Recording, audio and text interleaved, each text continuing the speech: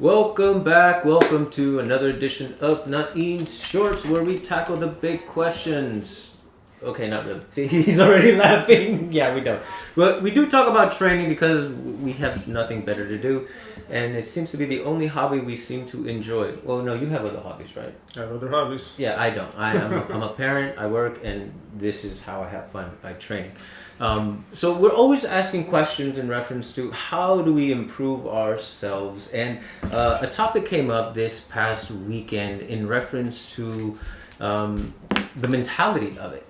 Now, most martial arts have their rules or regulations, but really they're like mental habits of developing character. What kind of character do you want to develop in your students, right? Because you would agree, there's a lot of idiots out there. Yeah, unfortunately. Yeah, there's way too many a-holes, and they like to talk. They like to talk, and they sort of just kind of ruins your day. But we've always trained with the idea that unless they start doing something physically, we don't really pay attention to them.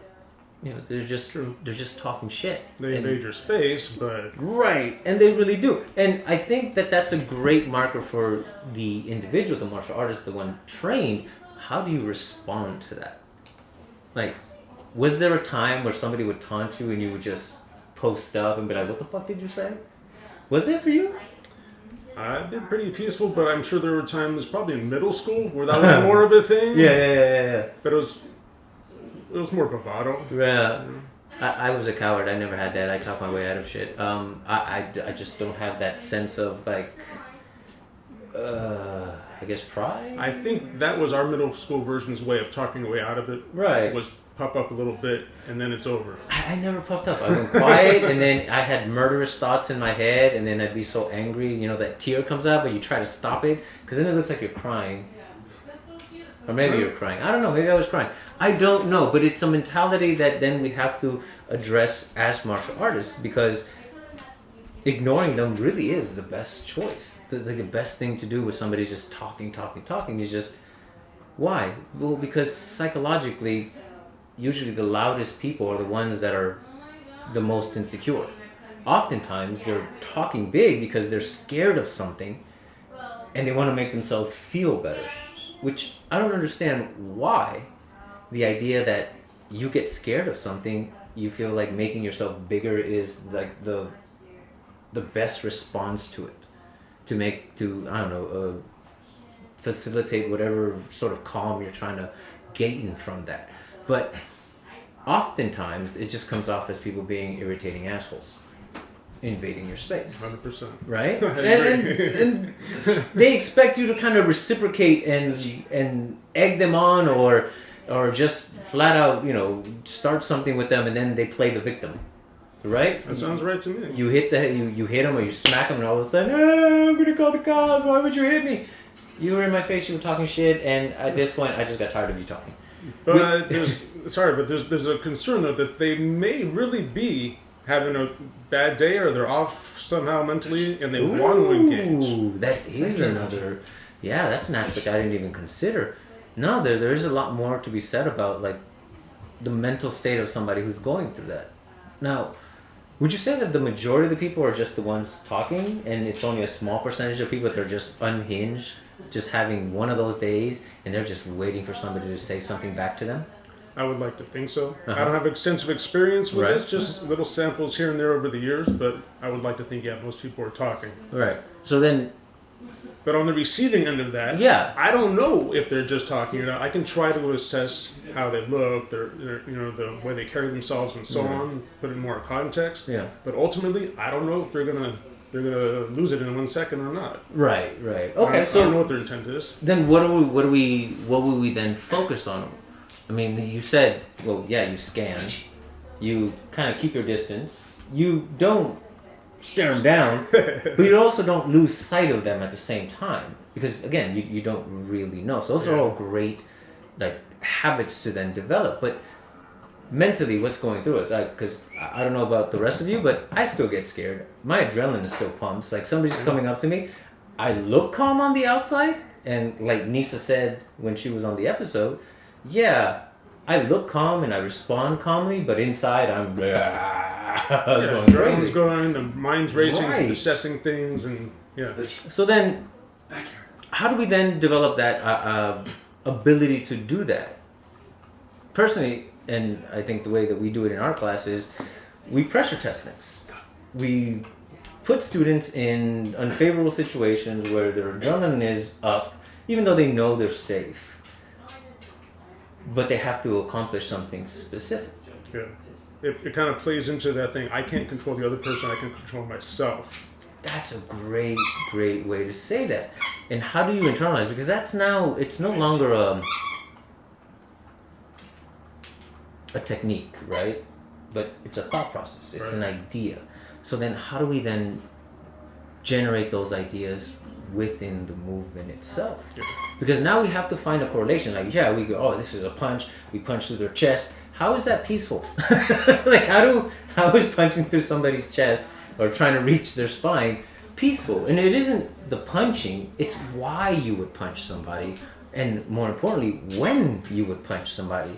Is it when they talk crap and you're like, you know what, I want them to stop, I'm just going to punch through their chest? No, because now you're the aggressor. Now you're the person causing the issue when they were just talking. They haven't even gone within range to attack you, and all of a sudden you're doing that. But you still have to be aware of what they're doing, and once they cross that line, then you kind of have to punch through their chest, metaphorically speaking or physically. You never know, because the situations are going to be different every single time. But how do we then cross the barrier between an idea, a concept, an ideology into the physical? Because you see all these techniques and they have these 14, 15 cuts and you end up eviscerating their spine and you're like, that's how you do it. When would you use that? When would you cut 14 vital points and then the spine as a technique? Great, don't get me wrong. I love those techniques. They're really cool. But how does that connect with the idea? And for us, we try to keep it as simple as possible. And as a matter of fact, we'd like to show you a bit of a drill. Blade for you, stick for me. Long blade, short blade. No, medium blade. I call it a medium. It's not a sword. It's a long knife. Okay. So we have set parameters, and the reason why, and we'll explain it as we go along. But essentially, what we're going to do, and you can face the camera. We can do it together. We're going to do our 1 o'clock, an 11 o'clock, a thrust, a reverse 1 into an 11. Now it's a structured pattern. You know the movements. You know where we're going. If we both do it simultaneously together in front of us, then it's 1 o'clock. 1 o'clock, thrust, reverse 1, and 11. Looks cool, doesn't amount to anything. Because the idea now is that if we've crossed the line from somebody talking and now they're doing something physically, we still act the same way we would if they were just talking. We ignore them. We don't really engage to what they're doing, because if he engages to what I'm doing, this is happening. We're matching. We're doing the same thing on both sides. We're engaging each other's movements, and that's the result of it. That's what that back and forth represents. But if he ignores what I'm doing while still maintaining the same 5 movements, but just addresses what he needs to, as he needs to. If stepping back is the best way for him to avoid this, there, he added a cut to it. That's his 11. It's out of order, but it's still within the 5 movements that we were talking about. So now he gets to explore what he can do without actually having to be too concerned about what the person is actually trying to do. He just has to acknowledge it, but focus on what he needs to do. When I was just talking, as being the aggressor, ignoring was the best thing to do. As now I'm attacking, oh, look, stopping the weapon, cutting it. I continue with mine. There, he's still taking care of everything he needs to do within that. And I continue doing the same drill. I keep doing the same movements, and he finds all the spaces in between to take care of everything he needs to. Now, what is that? Well, that's us exploring the concept of not being concerned about what your opponent is doing, but rather being focused on what it is you're trying to do. Because ultimately, this is still just a drill, and I'm doing a set pattern of movements. But what we're doing is we're trying to explore the ideologies behind it, the concepts of being able to, one, stay calm in a chaotic situation. Even though inside he may be freaking out because somebody's swinging a stick at him or a blade. It's kind of scary. And if you're not scared, you're a psycho. Seriously. They're emotions for a reason. We all have them. But we have to acknowledge that we have them and then stay in control of what we're doing. Because eventually, it's not going to be, oh, I know what's going to happen because this other person trains him. It's going to be something attacks. And he's going to die because he did nothing. I know, I didn't tell him I was going to do it, by the way. But again, these are some of the things that do happen. And it's better to understand them in training because it's a natural human reaction for somebody to freeze up. The three basic responses: fight, flight, or freeze. Your brain is so filled with information that you don't understand that your brain actually kind of takes a vacation for a moment, deer in the headlights, and you get messed up. But now that you understand, an attack can come at any point because we passed the point of talking, and I just lied. Oh, look at that. Now, I don't know if you caught it, folks, but he cut here. His weapon is still ready. If I was dumb enough to keep going, I'm getting stuck. There you go. Just like a piggy. But what was that? That was just a response to me attacking. But we explore the possibilities by giving him something that he can work around. Very basic ideas. Give him a 1, he takes care of it. Give him an 11, he takes care of it. I thrust, he's taking care of it. I give him a reverse 1, which I can't because my hand was in the wrong place, but I'm still going. There you go. Then we add the dynamics of footwork. Now I'm really trying to reach him. And he's just doing whatever he needs to do to take care of all the threats that are coming at him. And I'm really trying to get him, but he won't let me. Now it's not a matter of me trying to hurt him. It's just a matter of me not being any importance to him whatsoever, because he switched his mindset to not being concerned or worried about what I'm doing, but just aware enough that he can focus on what he needs to do. Will it change depending on what I'm doing? Absolutely. But again, I'm the least important person. So if I'm just talking, guess what? He can brush me off. Anyone can brush off somebody that's just talking. You just walk away. There's nothing wrong with that. They can call you whatever kind of slur they want. It doesn't make a difference. But the moment you react, you've given them what they wanted. You've given them that attention.